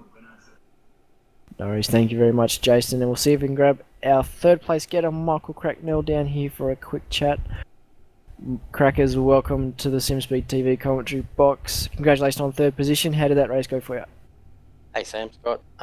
Yeah, race was interesting first lap. I got knocked right back to, I don't know, 10th or 12th position or so. So it was a matter of just, I don't know, keep going from there and just see where I end up. So I ended up alright. Third position's not too bad, so I'll take that.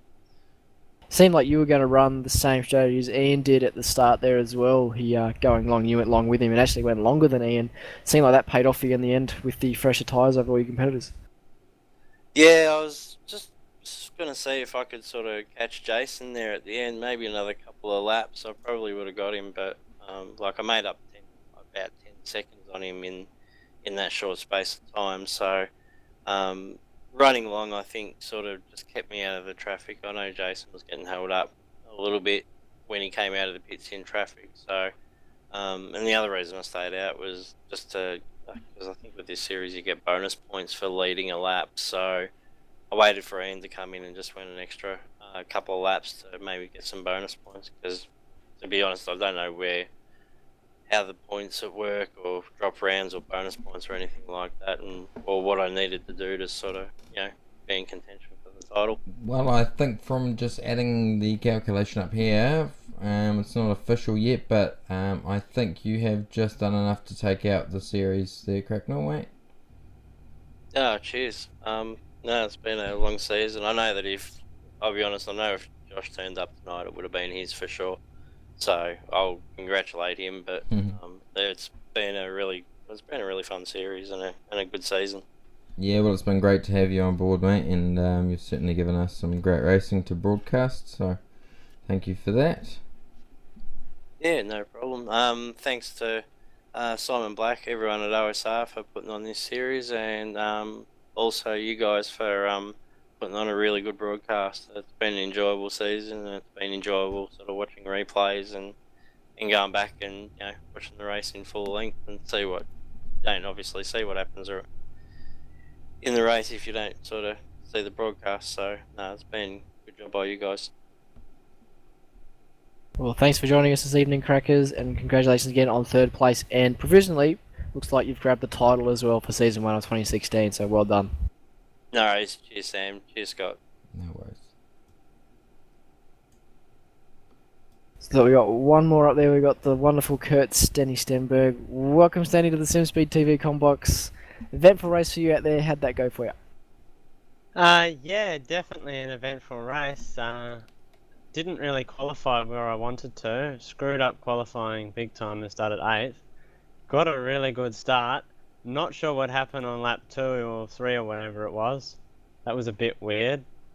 Yeah, it was back in the field. Managed to drive it back up though. So, car was a dog the whole race, but yeah, still managed to drag a result out of it. Yeah, that turn 1 incident on lap 2 was definitely interesting to watch. Just seemed like a bit of 3 into 1 doesn't work, but you always seem to say this car's a dog to drive, but yet you do quite well in it. Why is that? I don't know. I seem to do alright at this track, but yeah, the car wasn't really working for me tonight at all. Understeer everywhere. So, and I could notice other people getting a much better drive out of corners than me, and I just can't do anything. So, seemed to hang on to the tyres though, which was the main thing. Yeah, definitely. We saw that when you were following Richard Aylward, a bit of struggle trying to get past them with that drive. But Fusion Sim Racing, everything relatively new amalgamation of a couple of teams there. How's that working out for you? Yeah, all right. We all seem to be working pretty well. Scops didn't go to plan for us, but we're working on it. I've been working a lot with Matt Munro, so we've been doing pretty good. So, yeah, it'll be interesting to see how it keeps going. We'll be definitely keeping an eye out on you guys in the next round of V8 Scops and also the Australian Endurance Championship, which kicks off again on April 10. Well, anyway, Stenny, thanks for joining us. Congratulations again on the stellar finish in 4th position, and look forward to seeing you next season. Yeah, no worries. I should be back. Thanks. Alright, Sam, well, that'll pretty much wrap us up for tonight, mate. Who's your, we normally do a driver of the night pick. Who would be your driver of the night? I'm going to take the easy way out here and have to say the race winner Ian Ford would be driver of the night to kind of pull off that gap the way he did at the end of that race there. With whatever circumstances were going on his side of the house as well. Pretty good drive all around there from Ian. Yeah, I couldn't agree with you more, mate, and yeah, definitely deserved that one. So that'll wrap us up for tonight, and you will catch us next time on the second round of the V8 Scop Series, which is going to be next weekend. So that's the 13th of March. We're going to the amazing Watkins Glen circuit for that. So that will be broadcasted through the V8's online channel. And yeah, it's certainly going to be a great race. So we would like to thank Sam Sutton for coming in and taking control of the comms box tonight. I think he did a great job. So on behalf of myself and Sam, this has been the presentation of the 11th round of the Oceanic Sim Racing V8 Supercar Series. We came to you live from a spectacular Montreal circuit tonight. Until next time, stay safe and take it easy.